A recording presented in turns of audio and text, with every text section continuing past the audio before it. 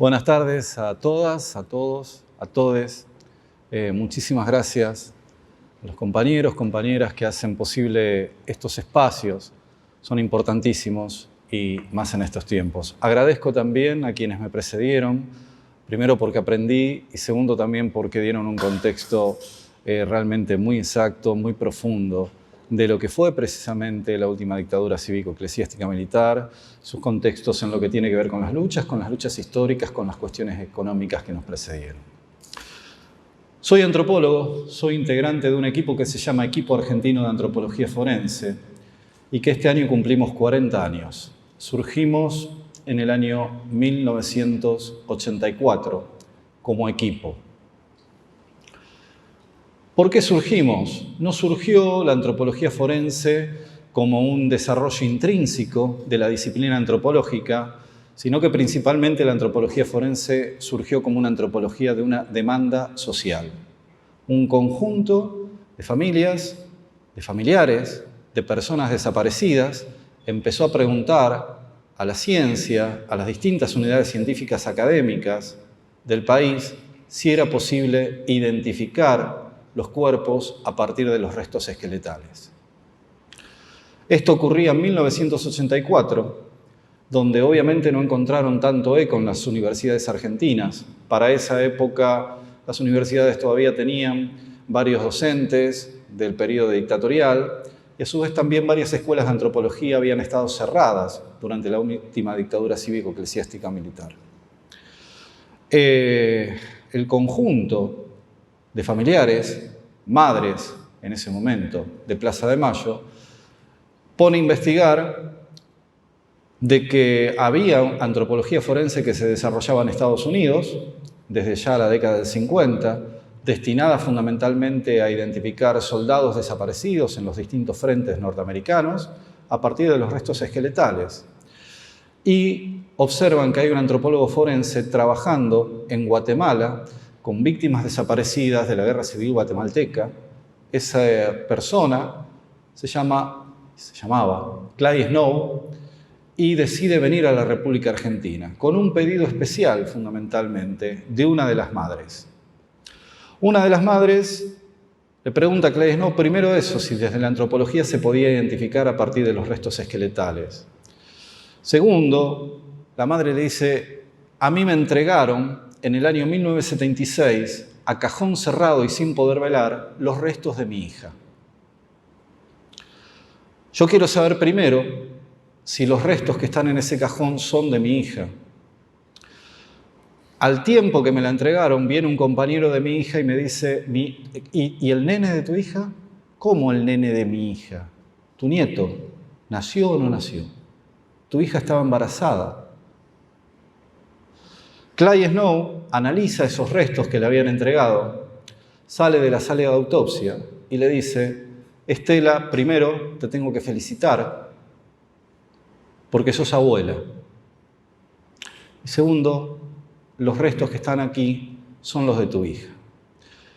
Este antropólogo forense le estaba diciendo, primero, que se podía identificar a partir de restos esqueletales, y segundo, estaba abriendo precisamente otra línea de investigación que se empieza a abrir en el año 1984, que tiene que ver que con muchos bebés habían nacido en cautiverio. A partir de ahí, Clay Snow va a proponer un método antropológico con varias etapas de investigación que permitan la identificación a partir de restos esqueletales de personas desaparecidas. El método consiste básicamente en vincular dos universos de datos. Los datos de las identidades que no tienen cuerpo. Las identidades que no tienen cuerpo. Hay que vincularlo con el universo de datos de los cuerpos que no tienen identidad. Esa es la base, ese es el nudo de la cuestión.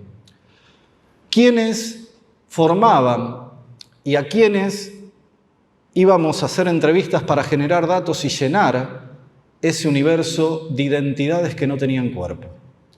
A los familiares. Los familiares de personas desaparecidas iban a llenar ese universo de datos. Los organismos como CONADEP también llenaban ese universo de datos. ¿Cuándo, cómo, en qué circunstancias desaparece tu familiar? ¿Qué edad tenía? ¿Cuánto medía? ¿Era derecho o era izquierdo? ¿Qué deporte practicaba? ¿Tenés alguna ficha odontológica? ¿Alguna vez se fracturó en vida? Todo ese universo era fundamental comenzarlo ahí, en el año 1984. Llenar un universo de datos de las identidades que no tienen cuerpo. Y el antropólogo, el bioantropólogo, el arqueólogo, tenía que llenar el universo de datos de los cuerpos que no tienen identidad. A partir de los restos esqueletales se puede determinar si corresponden a un hombre o a una mujer, se puede estimar la edad, se puede estimar la estatura, se pueden estimar también y observar lateralidades, si era derecho o izquierdo, se puede hipotetizar sobre el desarrollo de algunos huesos si practicaba determinado tipo de deporte. Y se puede observar si en vida tuvo algún tipo de fractura, algún tipo de pieza dental arreglada, algún tipo de prótesis. Entonces, la vinculación de esos dos universos de datos podía generar una hipótesis de identidad.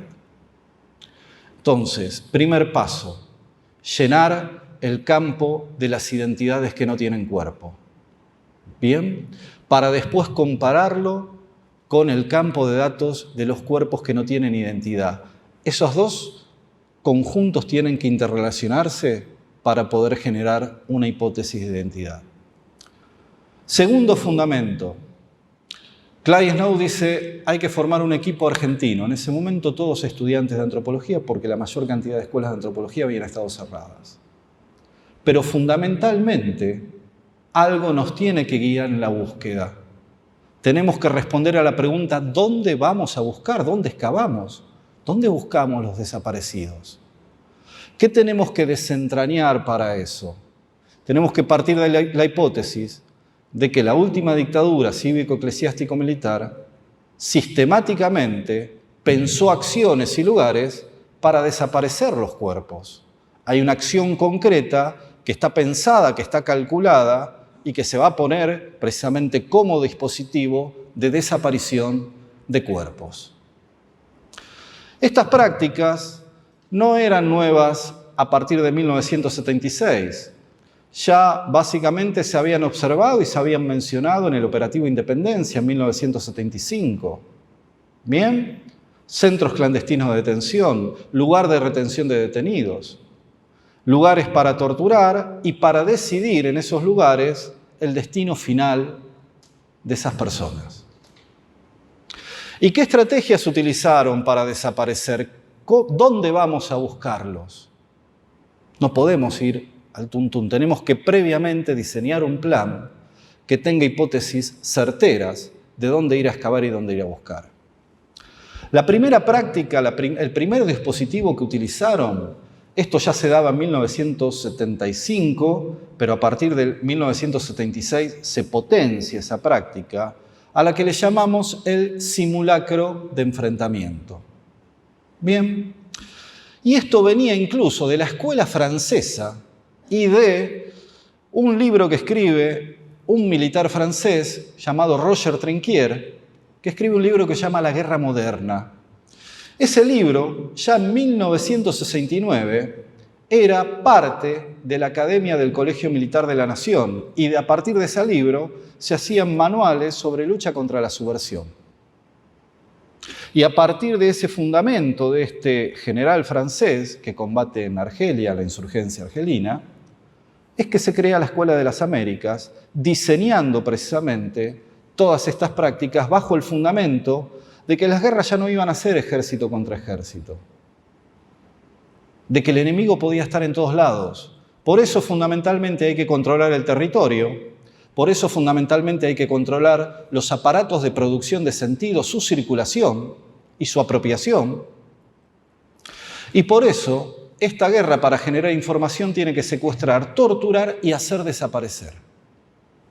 Porque siempre tiene que quedar la duda y siempre tiene que ponerse en duda la conducta de la víctima.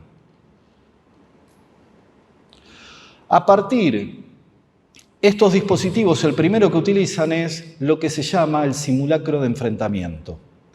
En 1976, y ya desde el 75 lo venían haciendo, personas que estaban detenidas en centros clandestinos de detención eran ejecutadas y sus cuerpos quedaban en la vía pública. Este dispositivo tenía dos funcionalidades para la dictadura. El primero era que era propagandístico. Así como los medios no publicaban desapariciones, sí publicaban enfrentamientos. Diríjanse a los medios gráficos de entre 1975 y 1980, fundamentalmente, van a encontrar enfrentamientos todos los días, en distintas partes del país, que empiezan titulándose «Las Fuerzas Armadas se enfrentaron con miembros de bandas subversivas declaradas ilegales en 1973, se abatieron a tantos masculinos, a tantos femeninos, sus cuerpos fueron puestos a disposición de tal juez y el juez ordenó inhumarlos como NN en los cementerios más cercanos». Ahí teníamos nuestro primer lugar de búsqueda, las tumbas NN, las tumbas de los cementerios, las tumbas anónimas, que tenían otra característica. Las personas, mientras estaban detenidas, estaban totalmente desburocratizadas e ilegales totalmente. Pero a partir de los cuerpos que se encontraban en la vía pública empezaba un circuito de burocratización. Un cuerpo en la vía pública implicaba que asista la policía, tome fotos, huellas digitales, se le informe a un juez, que esos cuerpos vayan a una morgue y que un juez ordene y pida permiso al cementerio más cercano para poder inhumarlos. De ahí que tenemos cerca de 300 ingresos de NN aquí en La Piedad y en todos los cementerios de la región tenemos ingresos de cuerpo NN encontrados en los ríos, en las intersecciones de calles, en caminos rurales y son inhumados de esa manera, como NN. Nuestro primer paso, entonces, el primer dispositivo, los simulacros de enfrentamiento. Había que excavar las tumbas NN de los cementerios. ¿Qué otro dispositivo utilizaron? ¿Por qué servía como propaganda? Porque si el fundamento era haber asumido para combatir la subversión, si todos los días había enfrentamientos, estaban combatiendo y estaban ganando. El segundo dispositivo que pudimos detectar son las inhumaciones en los mismos centros clandestinos de detención. Otros lugares donde había que prospectar e iban a buscar los restos de personas desaparecidas. En varios centros clandestinos de detención, muchos de ellos que funcionaron en instalaciones de organismos públicos, hay fosas de inhumación clandestinas. El Pozo de Arana, en La Plata, una comisaría. El batallón de arsenales Miguel de Ascuénaga, en Tucumán, un batallón de arsenales en pleno funcionamiento, contenía fosas con cerca de 200 cuerpos. Campo San Pedro, aquí en el norte de la provincia de Santa Fe, cerca de Laguna Paiva. Campo de entrenamiento militar de todas las Fuerzas Armadas del país. Un monte de 2.000 hectáreas, donde todas las fuerzas se ven entrenar. Personas que habían estado detenidas en el centro clandestino de detención La Calamita, de aquí de Granadero de Gorria, sus cuerpos fueron hallados en fosas clandestinas en este campo de entrenamiento militar. ¿Qué otro dispositivo utilizaron? Los vuelos de la muerte. Y los vuelos de la muerte implicaban que la mayor cantidad de víctimas de vuelos de la muerte ya no podamos tener posibilidad de hallarlos. Algunos cuerpos aparecieron en las costas de Argentina, en la provincia de Buenos Aires, en el partido de General Lavalle, y algunos cuerpos aparecieron en las costas uruguayas. Esos cuerpos, por haber aparecido en la vía pública, fueron inhumados como NN en los cementerios. Ejemplo, Azucena Villaflor, las monjas francesas. El profesor de química de la Universidad Nacional del Litoral, Oscar Rasetti, también fue víctima de esos vuelos de la muerte y su cuerpo pudo haber sido hallado. Entonces ahí teníamos el principio fundamental, relacionar identidades que no tienen cuerpos con cuerpos que no tienen identidad. Y teníamos el otro principio, que era saber en qué lugares había que buscar. comenzó a partir de 1984 bajo dos pilares fundamentales este desarrollo de la antropología forense.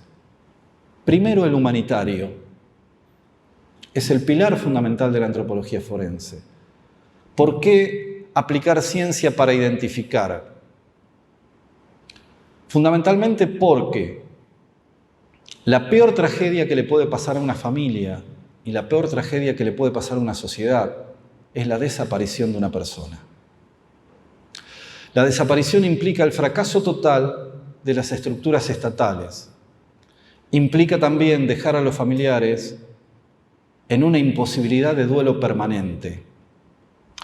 El filósofo Derrida llama al estado desaparecido el estado fantasmagórico o espectral.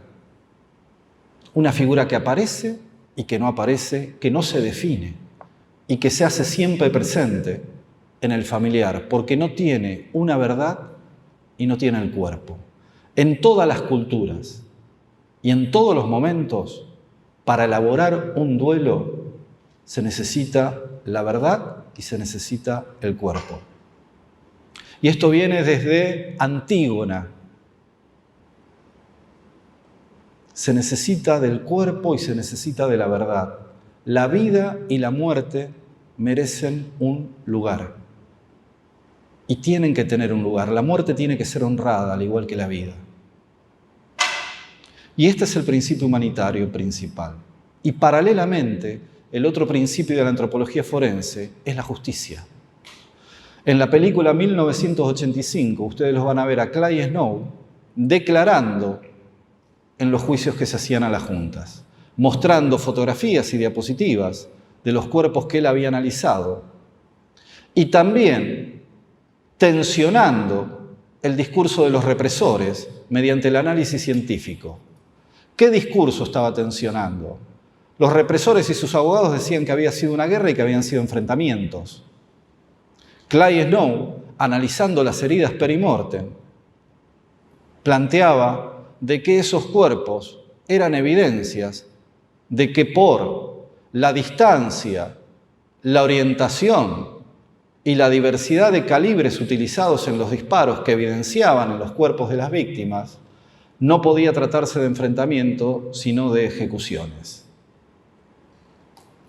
Lo humanitario y la justicia son los pilares fundamentales de este trabajo. ¿Qué posibilitamos con la identificación? La restitución al familiar. La restitución como un elemento que es primordial, que es un cierre para los familiares. Expresan agradecimiento, expresan el tema del cierre, expresan el poder rendirle honores a esa muerte. Y expresan también el deber de justicia sobre esos restos que pudieron haber estado en cualquier lado, en tumbas NN, en campos clandestinos de concentración, en un pozo de Vargas, que es un pozo de 50 metros, donde hay más de 150 cuerpos identificados, en Tucumán. Y esto era una premisa fundamental para los familiares. ¿Bajo qué figura actuamos judicialmente? Entre 1983 en adelante, hasta 1987, se trabajó precisamente como peritos de la justicia, donde las pericias antropológicas implicaban lo humanitario, identificar y restituir, y a su vez eran tomadas como prueba para los juicios por delitos de lesa humanidad, como lo ven a Clay Snow declarando, ¿no es cierto?, en ese tribunal. Luego, a partir de 1987, 88 y ya en el 89, ya vamos a tener las leyes de obediencia debida y punto final. Seguían con los juicios, pero con un límite. Obediencia debida significaba que los subalternos a los altos rangos no les cabía ningún tipo de responsabilidad porque precisamente habían cumplido órdenes. ¿Bien? Y el punto final es, hasta acá llegamos, esto no se investiga más. Y después eso se traslada también, a partir de Menem, en el indulto. Durante todos los 90 se priorizó la parte humanitaria. Seguimos trabajando en la búsqueda e identificación de personas desaparecidas bajo la figura de averiguación de la verdad histórica. Seguimos aplicando los métodos de la antropología de excavación, exhumación, análisis antropológico, identificando y restituyendo, sin que esto implicase ningún grado de responsabilidad para los autores, precisamente, y los responsables de este tratamiento de los cuerpos. A partir de las derogaciones de las leyes de obediencia debida y punto final, a partir del año 2003, 2004 y en el 2005 se pone, digamos, como ley la derogación, comenzó nuevamente todo el trabajo que tenía que ver con la búsqueda, con la parte humanitaria y también, ¿no es cierto?, siendo peritos de la justicia, declarando en los juicios que se llevan adelante a los responsables de delitos de lesa humanidad. A partir de aquí, nosotros cuando identificamos, utilizamos la metáfora del abrazo pendiente. En las entrevistas que hacemos a los familiares, hay muchos elementos que se unen, se concatenan, tienen que ver que el familiar te va a brindar fotos, te va a brindar la historia de vida, te va a comentar toda una serie de características de esa persona desaparecida. Y también está el tema de que no lo pudieron abrazar, no lo pudieron despedir. Por eso la identificación y la restitución es una forma de concretar ese abrazo que quedó pendiente. La actitud corporal, cuando entregamos un cuerpo a un familiar, es que ese familiar se abrace a los restos o se abrace a las urnas que les estamos entregando. Y por otro lado, hemos participado en todos los juicios que se desarrollan en la República Argentina por delitos de lesa humanidad, declarando como peritos en las mismas instancias y con las mismas tensionalidades que planteaba Clay Snow al tensionar los discursos oficiales, que eran de guerra, enfrentamientos, con evidencias científicas que permiten, ¿no es cierto?, tensionar, contradecir ese tipo de discursividad. Surgió entonces como una demanda social la antropología forense. Surgió por el pedido de miles de víctimas. Se hizo eco, no solo en la Argentina, el trabajo de la antropología forense, sino en todos los países latinoamericanos y en otras partes del mundo también. Nos convocan a trabajar para seguir precisamente este tipo de metodologías.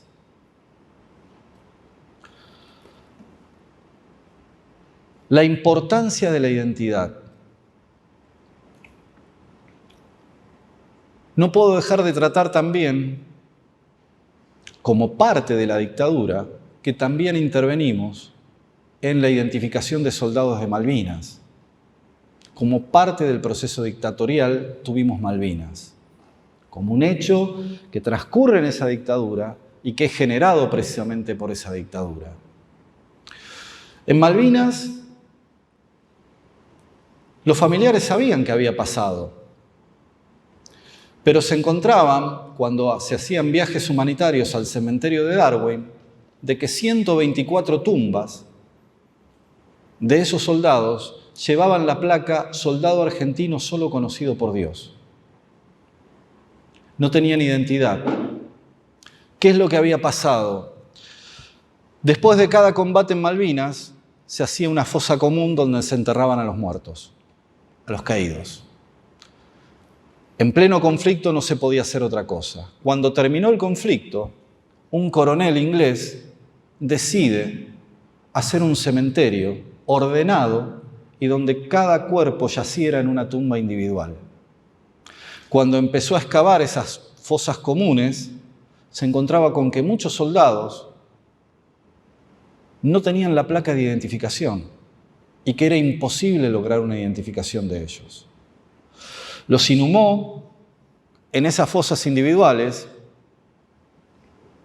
y en el año 2015 un pedido humanitario de familiares de excombatientes y grupos de excombatientes le solicita al equipo argentino de antropología forense si había una posibilidad de identificarlos.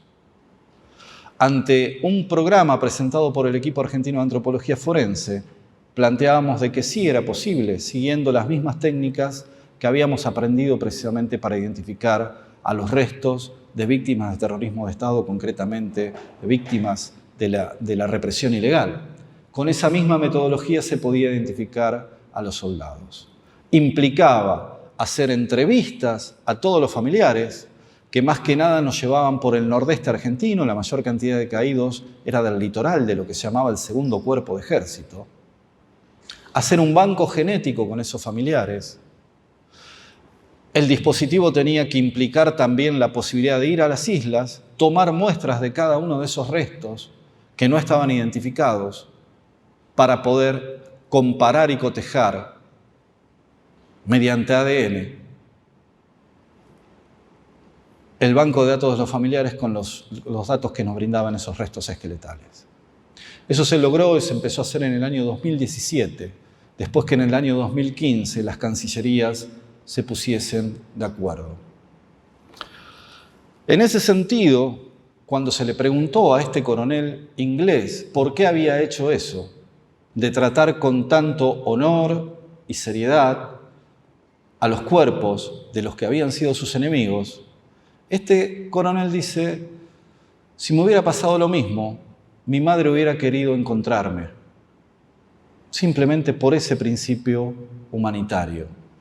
Hoy por hoy esas 124 tumbas tienen nombre y apellido, y era fundamental para los familiares saber dónde estaba exactamente esa tumba.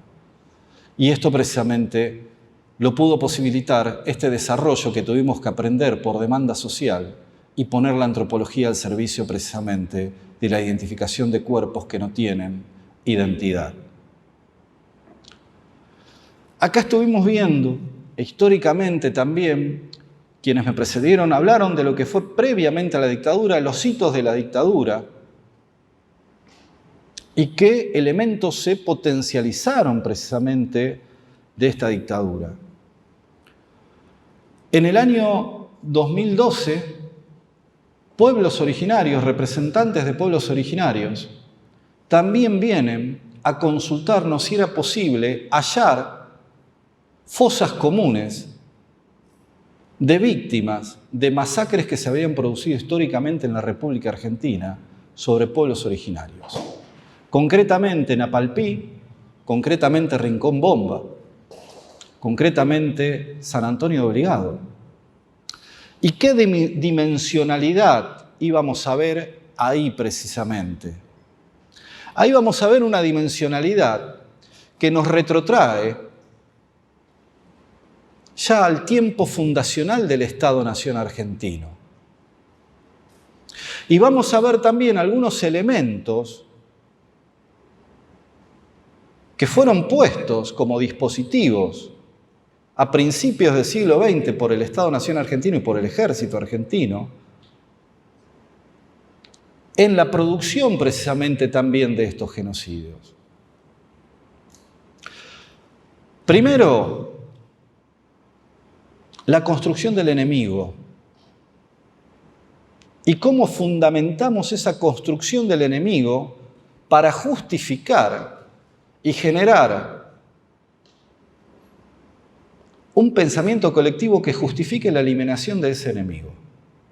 El Estado-Nación argentino produce como enemigo a los pueblos originarios.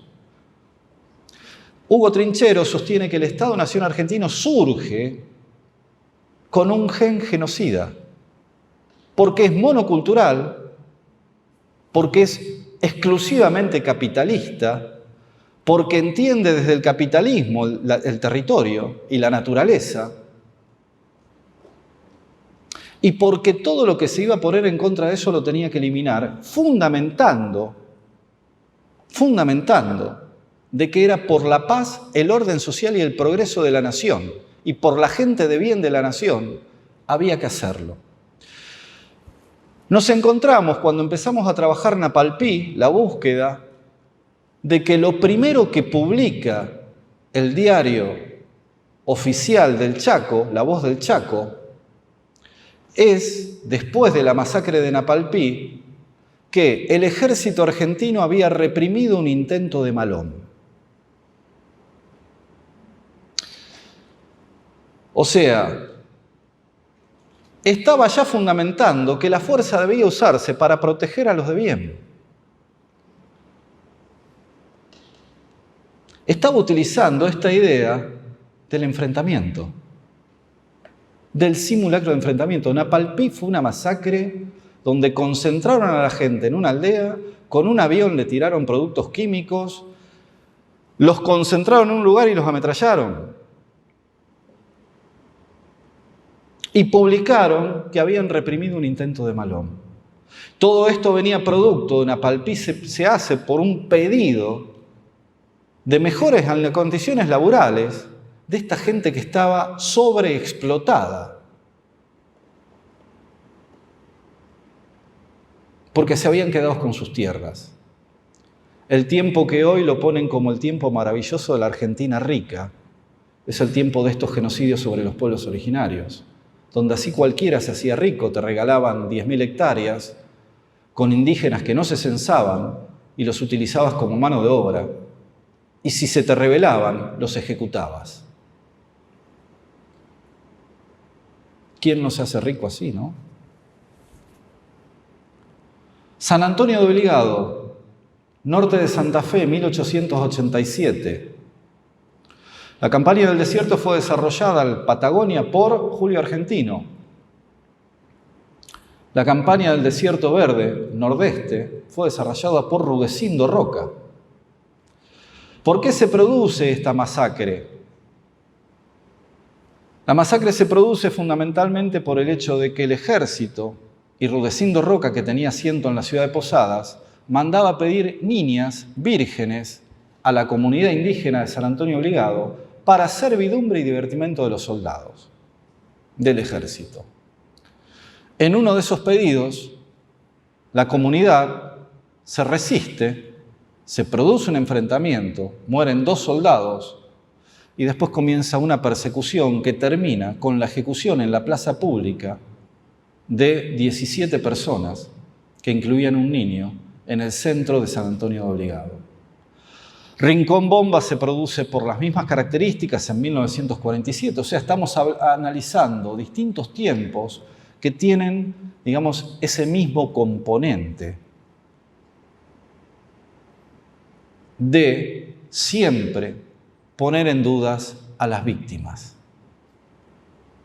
y que eso sirva como justificación de la eliminación. Estamos trabajando también sobre esas masacres, donde hoy podríamos hacer un compendio de cómo este Estado, que tiene un gen genocida, diría Trincheros, produjo masacres, fosas comunes en distintos tiempos, construcciones de enemigos y básicamente también la idea de determinado tipo de control social que justifique o neutralice cualquier acción que se resista al pedido o que exija el pedido de verdad y de justicia. Cuando pensamos en los desaparecidos, 1975-1983, esos dispositivos están presentes. Dudar de las víctimas. Se fueron, en algo andaban. Y la palabra desaparecido misma, que Gabriel Gatti, un filósofo de la desaparición, dice, es forzar el lenguaje la palabra desaparecido.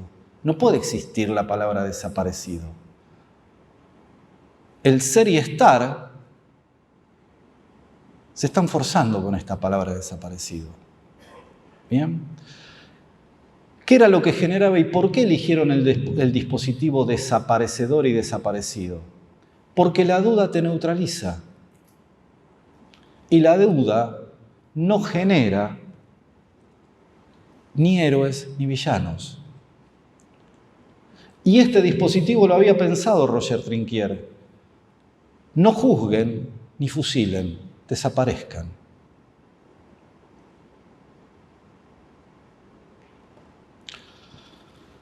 ¿Cuál es el registro arqueológico de la última dictadura cívico-eclesiástico-militar? miles y miles de chicos de entre 16 y 28 años inhumados en tumbas NN, en fosas comunes y clandestinas de los centros clandestinos de detención. Como dijeron los compañeros, la mayoría estudiantes, la mayoría docentes, pero la gran mayoría trabajadores. Buscarlos, identificarlos y restituirlos, considero que es un deber de nuestra disciplina. Y si uno es antropólogo es porque respeta la diversidad y considero que las diversidades y las otredades son lo más maravilloso que tenemos. El problema es cuando las diferencias se constituyen en desigualdades. Ese es el problema antropológico principal.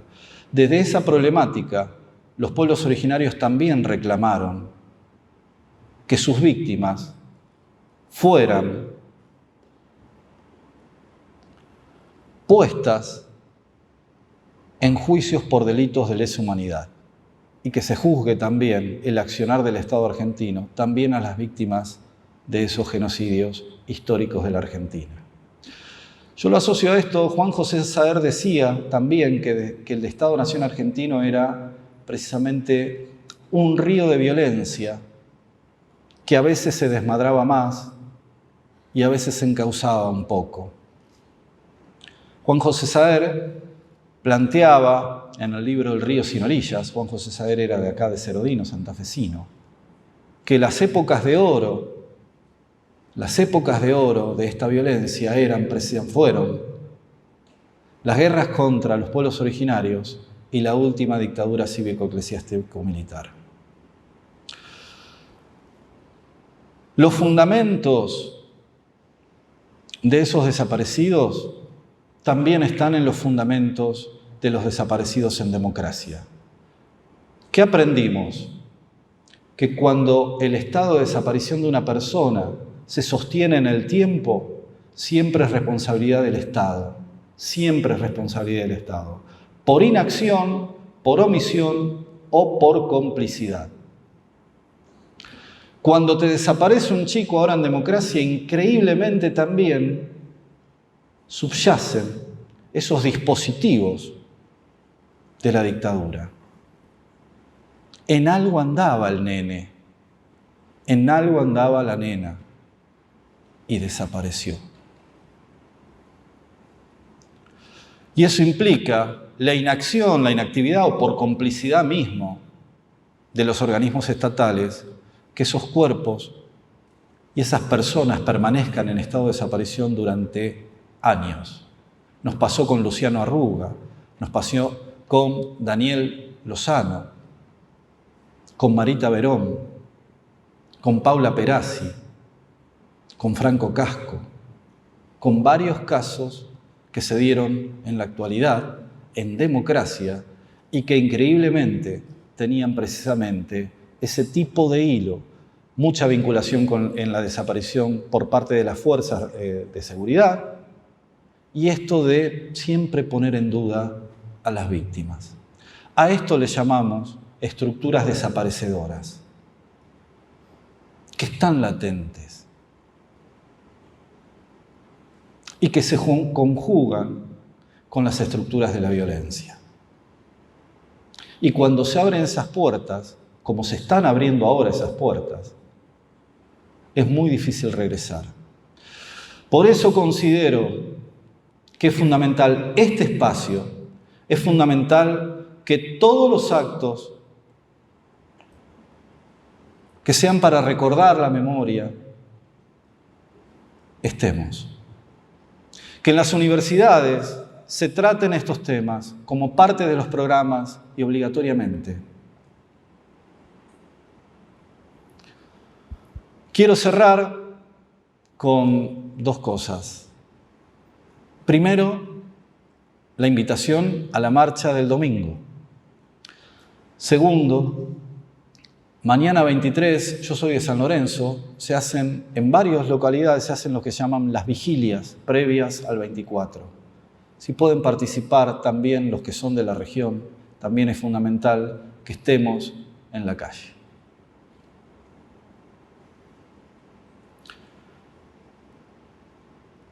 Toda la ciencia y todos los dispositivos de conocimiento los seguiremos utilizando y poniendo a disposición de los familiares de personas desaparecidas, para reivindicar los nombres, para reivindicar su historia, para lograr esos abrazos que quedaron pendientes. Y sobre todo, para que podamos decir de una vez por todas, como sociedad argentina, nunca más. Y es nuestro deber, desde cada lugar que ocupamos dentro de la universidad, poder hacerlo y construirlo. Muchísimas gracias y estoy a disposición para las consultas que ustedes quieran y necesiten. Gracias.